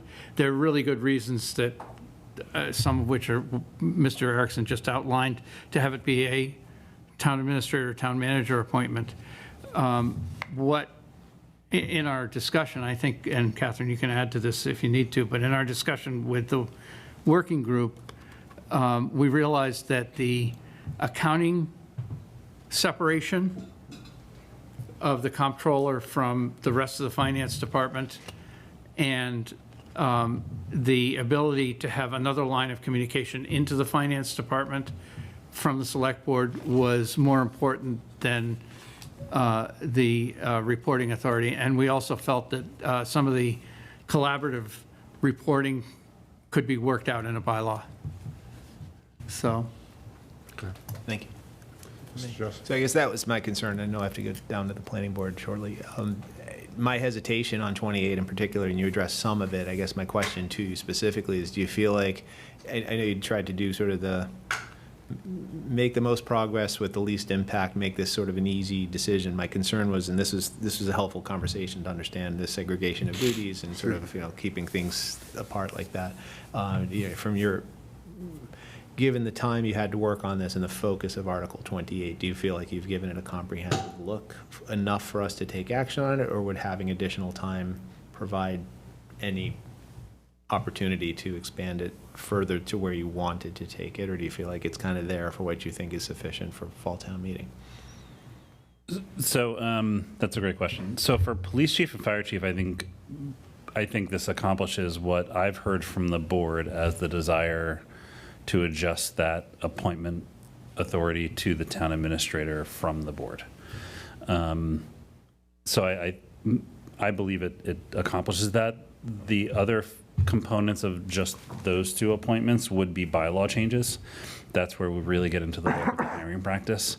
But you need the charter changes first before you do the bylaw changes. So that would be sort of a round 2 at fall town meeting or spring town meeting or next fall. And that's all outlined in the Article 24 of the bylaws. They're very detailed in there. I guess one component to that, or one I guess slight caveat to that, is in the case of the police department, a question really for board discussion is, does the board want to have confirmation authority over officers as well? So if you look at the CBRC language of police, it says the appointment of the police chief shall be town administrator or town manager. The appointment of the officers still has to come to the board for affirmative vote, I believe. And that's something to think about, because officers, police officers in particular, are sworn officers licensed to literally hold a weapon to protect people in the best interest of the town. And there might be I'd almost advocate for there to be some type of connection to the elected officials of the town. That's the chief elected officials, and I don't know if what's in 28 accomplishes that. I don't know how best to accomplish that, and I need the feedback to say, yes, we want that. I mean, you can argue it multiple ways, but I'm assuming that would be something that you would want. Let's separate the two. Yeah. Let's talk about, do we feel the board should have that say in the. And that also might be something for a future conversation as well. Like, I don't know if it's a debate because I'm just bringing it up now, and it's something that even I'm still working through, and I think it's something that the board needs to think through as well. And maybe this is something that we do consider. I think is it a bylaw change that we? That's what I would need to confirm with Karis. The way it's written in the CBRC work, it's in the charter. Right. The way I've drafted this is I just took the simplest approach to try to just get the appointment authority of the chiefs to the town administrator. There may need to be a corresponding charter or bylaw change. I think that's something probably we need legal counsel to help us guide with, assuming that would be something the board wanted to do. CBRC comments on the police officer stuff. So that was discussed last night. I gotta go. Let Can I me just finish just my get- point? So Before just, I mean, my concern, and you just validated my concern about not taking action on this tonight. This is complicated stuff. I just want to make sure if we do move forward with a version of 28, we do have this conversation, because I think you make a great point, and for what it's worth, I'm inclined to agree with you. I think elected officials representing their community should probably have that appointment authority, or at least affirmative approval, or whatever the legal term is. right. Yeah, the CBRC agrees with you on that, by the way. Okay. All right. Good. Thank you. Good luck. So just, they might be in the middle of another one right now, Yeah, but they'll try to take you as soon as possible. Yep. Thanks.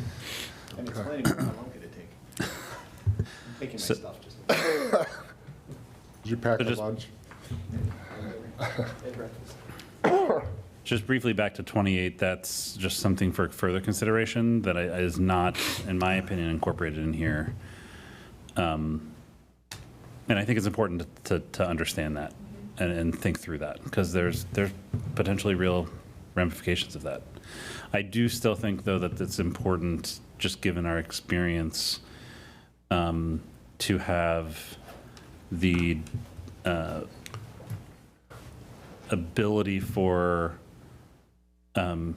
police chief in coordination with the town administrator/manager to handle disciplinary actions, because that's been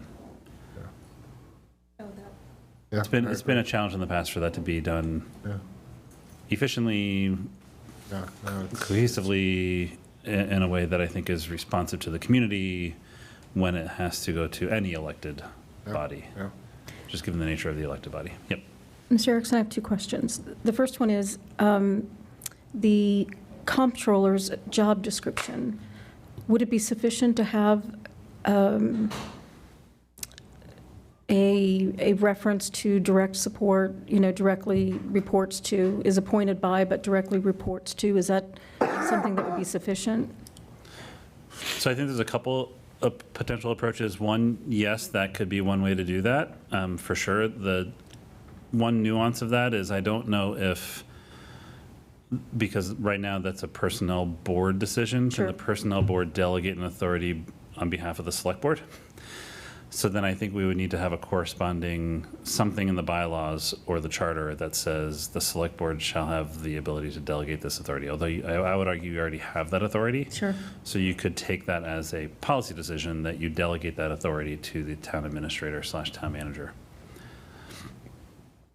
And then the second question is, when the police chief or the fire chief bring before us promotions or new hires, is that strictly performative? On the fire side, yes, because it's a strong chief. Strong chief, So yes. the fire chief has largely already made those appointments, and it's strictly just to Introduce. introduce them, give them some, it's a morale booster, and course. it's really just good for the Recognition. community and recognition, exactly. On the police side, it's actually legal. You're actually appointing them. And that's where I think the appointment, and this is for discussion, the appointment with a new, with a potential charter change could still rest with the town administrator / manager, so that can happen as, in an efficient way with the confirmation Yeah, the or affirmative vote or whatever it Whatever we is call by the it. select board, so that it's still the appointment, and that way the Streamlines it. streamlines it and also goes back to the sort of authority of some of the disciplinary actions. And I believe that's how a lot of strong town manager forms of government work throughout the Commonwealth today. Yeah, I think that makes perfect sense. Yeah, I agree. But I do But then there's agree- still that affirmative action of the Safeguard there. select board. Yeah, And it also gives us an opportunity to ask questions and congratulate, welcome people, thank them, Right. thank them for their service. It's akin to sort of the clerk and some other positions as well. yeah. Before you came back to the room, the chair had raised the question of the letter that we provide, the select board provides to the town meeting book, indicating which articles we recommend positive or have any particular statement on. And We can also recommend unfavorable action. right, of course. So any form of status, we list the ones that we've actually taken a vote on, and we indicate what the status of that vote was. To my knowledge, we've only done 2 or 3. So Article 32, which is the, that's the paid adoption of the Paid paid family family medical leave. Did we take a vote on that? Yes, I thought we did. I thought we took, referred Oh. to sponsor. We didn't take any vote on it. I don't believe you think took a we vote. did. I think you You didn't just. take a vote. I can check through my notes. Okay, so They're then I'll just scratch downstairs. that one off. If you did take a vote, you don't have to take a new vote tonight. We can No, I just include it in understand. the report. Yeah, But for some reason. I Tonight, thought we that took was- a vote on 27 right. And 22. and Right, we 22. did 22 and 27. Those are the only ones that I know from today. And then we discussed Article 7, which is the capital equipment, but I understood we don't need to take a vote on that. Do we? Correct. You don't need to. You can certainly comment on it in your comment letter, saying you support the capital program. Okay, Yeah, I think we should. There's really no requirement for you to take a vote on Pretty much anything. Yeah. Obviously, articles that you sponsor, you might want to, if you so choose. And other articles that might be part of a mission of the select board. So for example, in years past, sometimes a zoning article that was really supporting a certain economic development initiative of the board. Most recent one, I believe, was a zoning article that dealt with what is now the Stone Gates Yes. property. The board has taken action on some things like that, or something related to like a citizen petition or some other items that might then have a connection back to a board bless you. authority, action, stance, part of, there's a lot of reasons why you might choose to take an action on an article. And am I correct in assuming that town meeting really isn't looking to the select board for comment on zoning articles? They're looking at planning board and I can't speak for town meeting members. I'm not a town meeting member. I think it's important for the board to provide a recommendation on what you feel is important. And if that includes zoning, then I would argue you should feel free to do that. There's no requirement under state or local bylaws for you to do that. Right. At this time, I'd like to move, for purposes of discussion and debate, a vote on Article 12, which is rescinding Article 35 of the 2001 Spring Annual Town Meeting. This is the one that provides a maximum age of 32 years for original appointment to the position of firefighter or police officer. And if I may, I would move that we would support that. No, I will second that. I think we had ample discussion about that. We were universally in support of it. Okay, so moved by Ms. Coughlin. And you're seconding? Yeah, and all in favor, please say aye.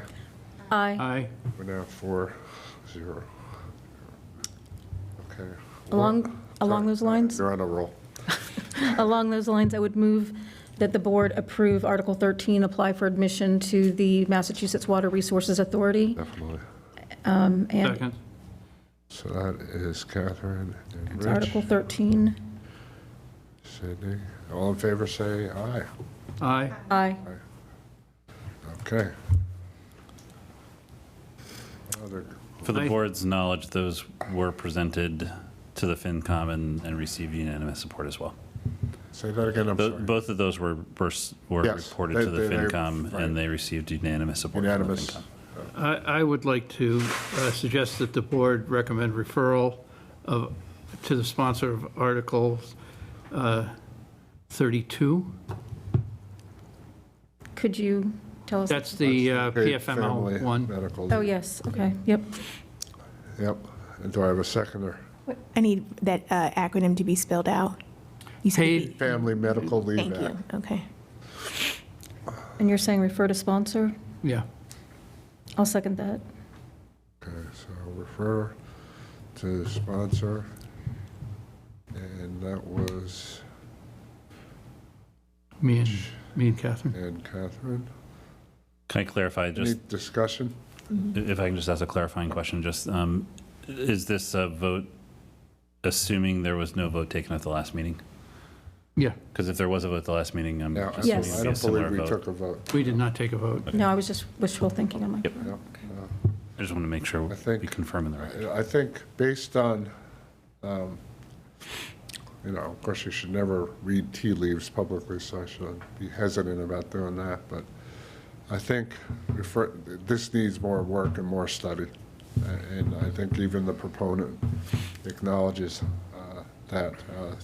The proponent was talking about working groups in, I think it was Somerville and somewhere else. Springfield. Springfield, yeah.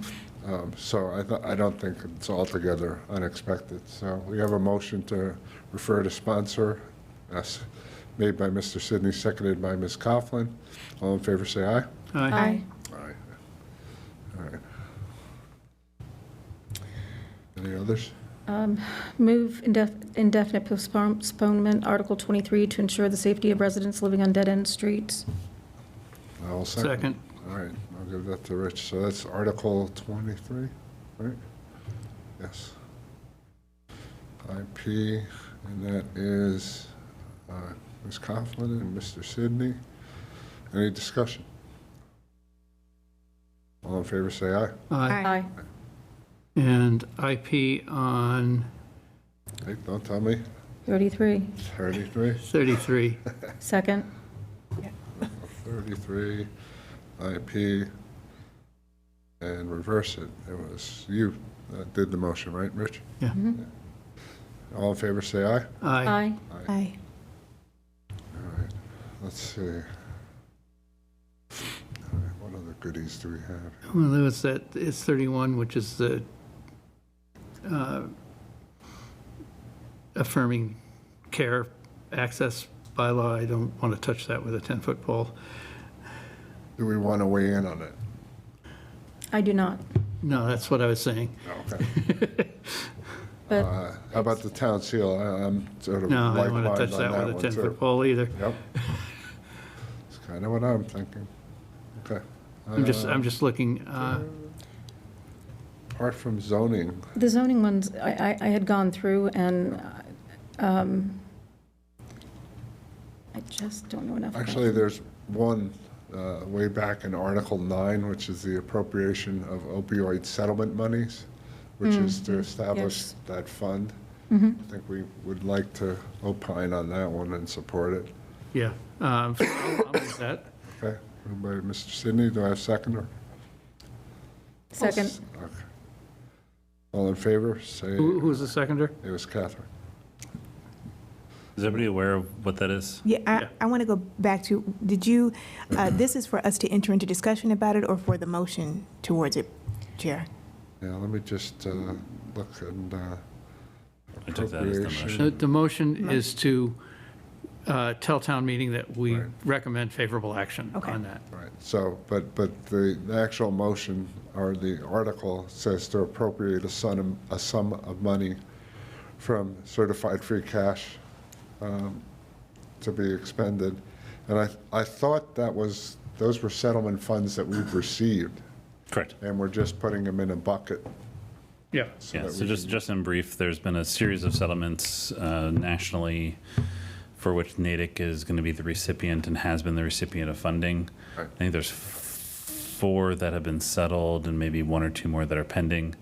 We've already received these funds. It's totaling 100 and, I don't know the exact, 150 some odd thousand, 160. We actually have that number, and we took it to the Finance Committee already, and it's moved forward. But we don't have the tools yet from the state to just receive those and put those in an account.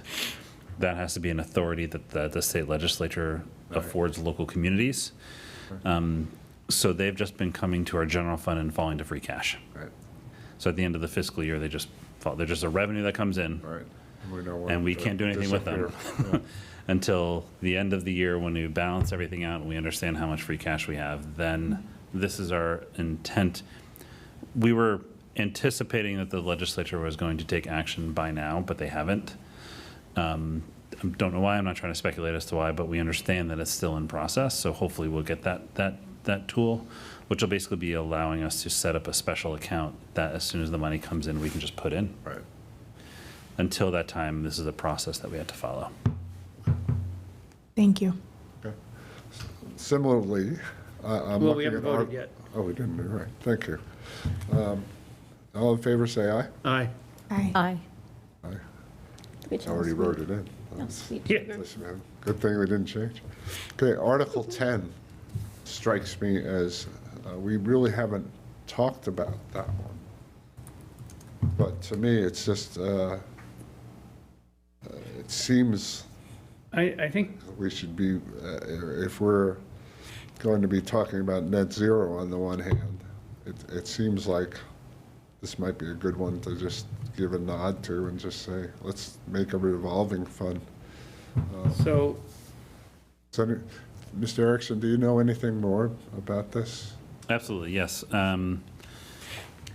So this is, we actually, just interesting, we do currently have a revolving fund established for sustainability funding coming in, but it doesn't cover it was really established for a single purpose, a single type of use, and so this actually broadens that. So our intent is to, at a future town meeting, come back and actually rescind that other revolving fund.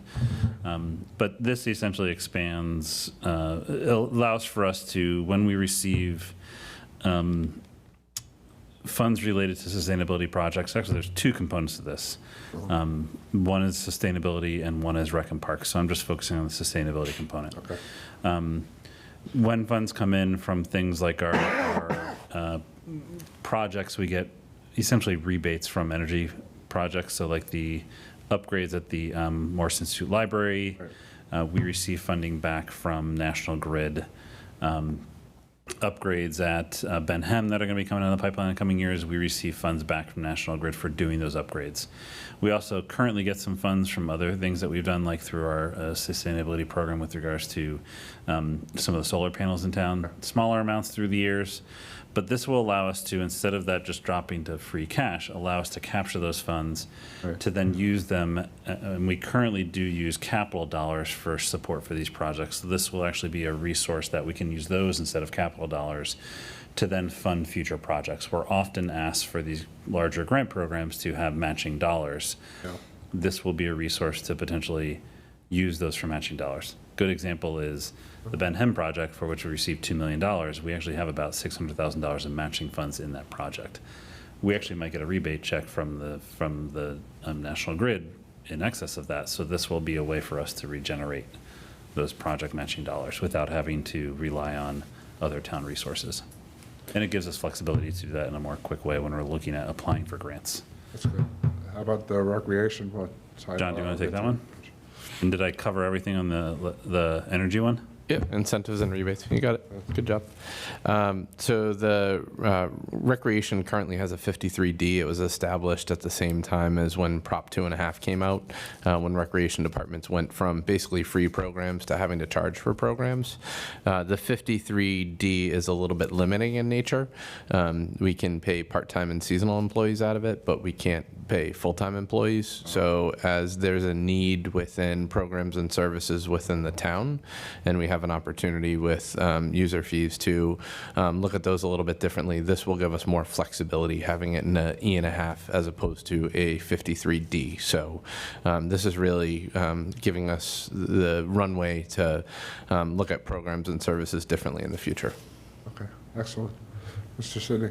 Yeah, so two questions. So Excuse me. we're trying, this bylaw is actually, this warrant article is actually creating two new funds, and presumably we're going to rescind two existing funds later. Would that be accurate? Correct.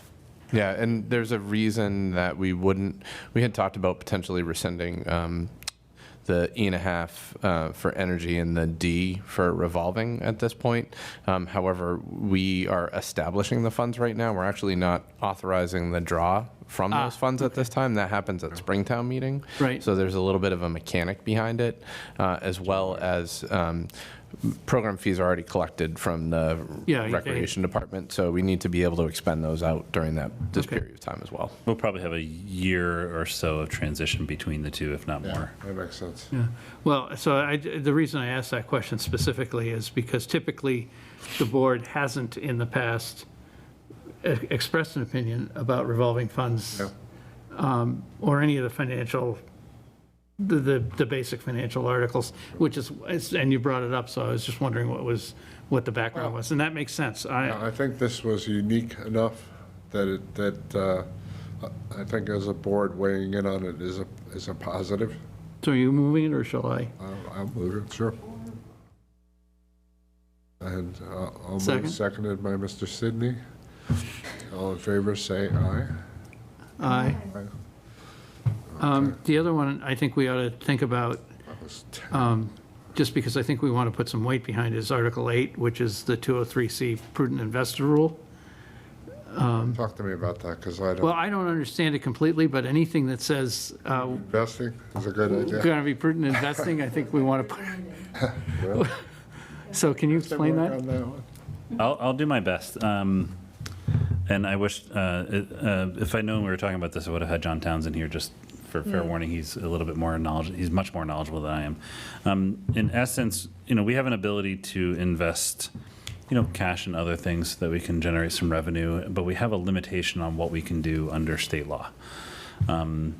With the Municipal Modernization Act, it came into play that if we adopt this section of general laws, we have more flexibility in our ability to be like a prudent investor. We can invest in Okay. more opportunities, which could potentially generate more revenue, but in a prudent way. Previously, it had to be much more conservative. This gives us, and it's still conservative. It still meets it doesn't allow us to do just full on investing in, anything we want. Bitcoin It investment. just gives us a little bit, yeah, exactly, Bitcoin or just going out with venture capital firms. But it just gives us a little bit more ability to be, Okay. to have flexibility in some of our investments. And What I could theoretic- do is talk to Mr. Townsend and get a little sentence or two to Yeah. just say, this is why we're. Interestingly, we thought we already adopted this in the past, not that we've needed to do anything, because even with this adoption, it might not change our approach. It just gives us the flexibility to change our approach. Sorry, Mr. Sidney. I was going to say, so essentially, it means when and we had, I remember from Mr. Townsend's presentation, there was one year where we just had a lot of cash and we got a lot of interest income as a result. Yeah. With this, we might have actually even made more than what we made. I think this is a good idea, and it gives the administration the ability to, This is the theme. provide resources. This is the theme of this So I'm going to move, town meeting. So in discussion before motion, I'm reading 203C on prudent investment, which is the general law that we are proposing to adopt. And I just want to make a point that it does have a compliance requirement. So, and I'm sure that Mr. Townsend knows about that, but it isn't just guidelines. It requires a trust, managing trust assets, defines prudent investor rule, requires diversification, review of assets, and the delegation of investment and management functions. So there's a section that determines and defines what compliance is. And I just wanted us to be a little bit more informed about what it would be that we were. Let me ask a question. wanna Does that postpone mean the OPEB trust fund would be obligated to follow through on that? Because I would think they're the owners of that rather than the town. At least indirectly, the town may be involved because they're putting money into it, but. That's a really good question. Mr. Erickson, I'm guessing, because I'm not an I'd have attorney. to confirm that. That's a good question. I'm sorry? I'd have to confirm that. That's a good question. Yeah. I think we should. So let's hold off on that. yeah, one. let's on move this, on. yes. We- Thank you. This is, yeah, thanks for Thank you, looking Ms. that up. Coughlin. Unless, John, do you know? By chance? I know enough to be in trouble, so, well, John will be able to best answer that. Yeah. Okay. Yeah, I think we also have enough time. Yeah. That, this letter, we can draft everything up and leave a placeholder should we opt to go through with that. In the And then past, getting an answer. we've also sent it out separately from the book if we were late. So, Do that. Prefer not to, though. Ms. Wolfslager will wrap my hands. Well, from an historian's point of view, it's always good to have it in the book, because that's the thing that gets preserved, not Gets all the lost, handouts. yeah, Okay. Any other articles? that's all I had. That's all I have. Okay. Yeah, I think the other ones are mostly zoning. We've done all the ones that, Zoning or financial. yeah. May I just ask a clarification on Article 27? The board is recommending affirmative vote on that. I'm assuming with that, then our recommendation is to move it forward to the FinCom process? Yes, Yes, All right. yes, absolutely. I just want to confirm that. yeah, thank you for asking.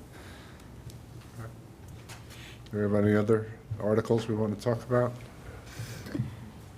No. Okay, let me get back to the agenda. Okay, that is all for that. We have no consent agenda, so we can move on to town administrator notes.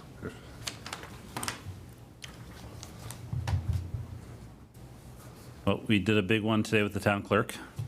Yep. That was certainly important. We're coming into crunch time before town meeting, so as the board mentioned at the last meeting, the next few weeks, we're going to have a couple meetings. one thing, and maybe it's a town administrator note or maybe under select board discussion, and this can certainly happen at the next meeting, is the opportunity to bring forward Troy Smith, our Director of Equity, Inclusion, and Outreach, to a meeting of the board. Was thinking first doing that in like a retreat style meeting, so it's a little more conversational, and then having a follow-up at a future meeting of a little bit more of like a pointed presentation to the community around some of the work that he's been doing his first 4 to 5 months on the job. The board may recall we did this with Chief Fursky when he started, as well as with Jay Paropatic when he came on board. So I'd like to make this a more regular when we get a new department head that is going to have interaction or need to seek feedback from the select board. And others as well as the board may be interested, but I'm trying to pick and choose which ones to come for because your plate's pretty full. Great idea. Do we have a retreat date set or set aside? Potential option was October 25th, Wednesday, Oh, I do have that. but I don't know if the entire board has that, so I was just, Let me just, and because we're in town meeting season starting the 17th, the Tuesdays and Thursdays likely through that week are going to be taken up. that's a safe bet, 25th, 26th, 24th, 26th. 24th, 26th. On the other hand, postponing the retreat until after town meeting disposes of the 9 nights or 10 nights of business puts us into Christmas season. Not to sound pessimistic. Correct. Once town meeting ends, then you're hitting the Thanksgiving week. Tax levy. Yeah, all this fun stuff. Tax rate setting would likely be on the 15th of November, so we have regular meetings scheduled on November 1st and 15th. First 15th, and So the 1st is probably going to be what we don't accomplish in October. Yep. 15th will be, among other things, tax rate setting. Then you have Thanksgiving week, the 20th to the 24th. And then you do have almost a full week there in November before December hits, but then you're in Then we're in a holiday license. season. Sorry? Then we're in licenses. Right.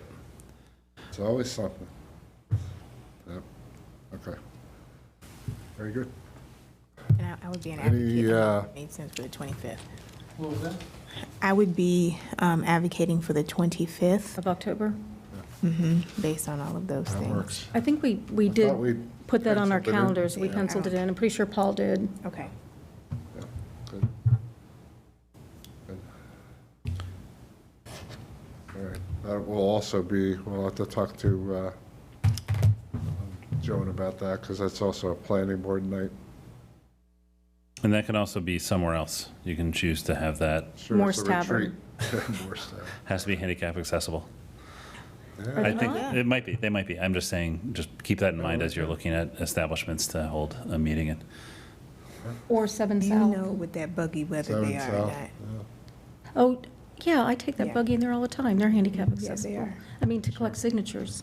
All right, I'm going to leave that decision up to you. I'll work with Joan on that. I'll work with Joan on that.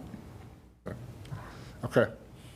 Any other select board concerns? I will be missing the next meeting. Okay, right, you mentioned. We have a meeting, I believe it's on that, we moved the 18th to the 16th, so I will be here for that, but I will be missing the 4th. 18th is moved to the 16th. Okay.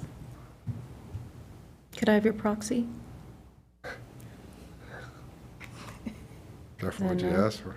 Is that a no? Yeah, yes, you can always have my proxy. Okay. Thank you. Yeah, I have a select board concern. The process we set in place with Joan to get minutes processed effectively is not working.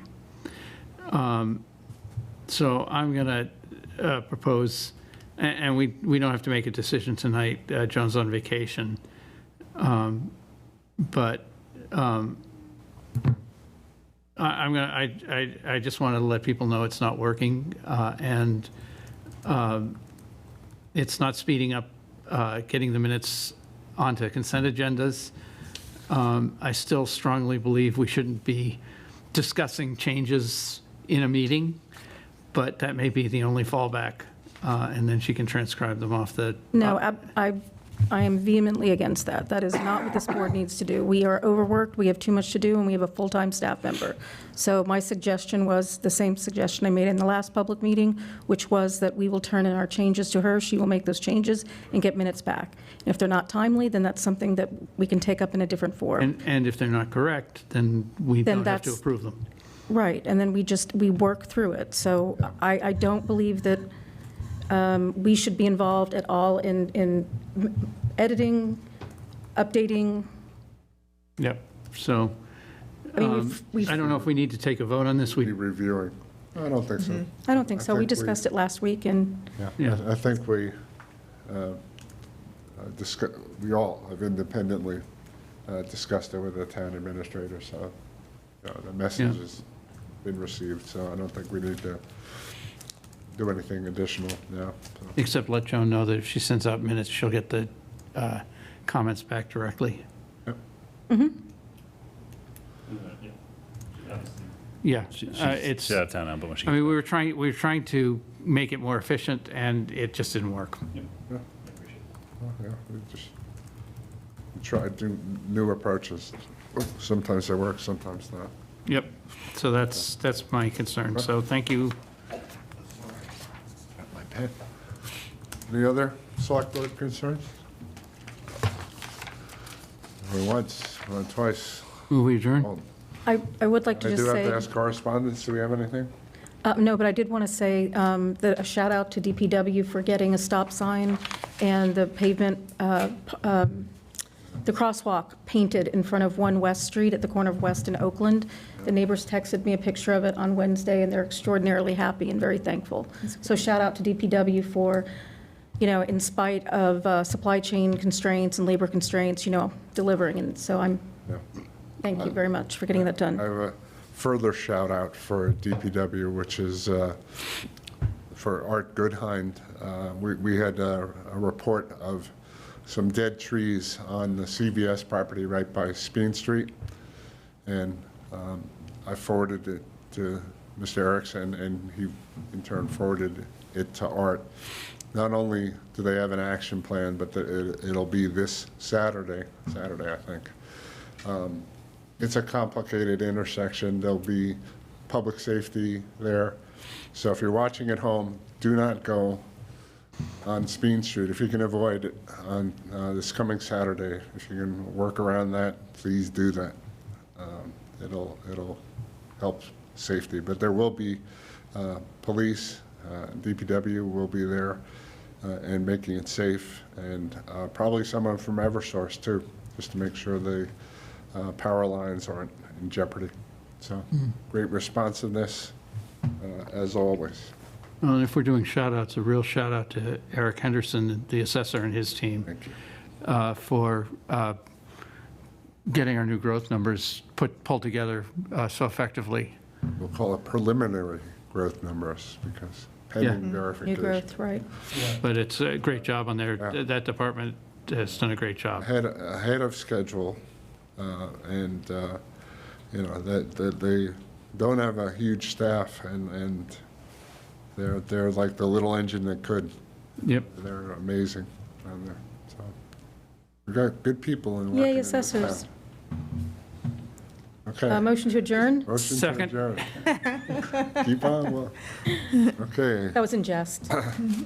we're there. Well, I'm there. Are we? We there? Yeah. Move to adjourn. It's second. Second. We'll give I it, got it as Catherine and me. yep, Okay. for it. All in favor, say aye. Aye. Aye. That is a 5-0 vote. Hey.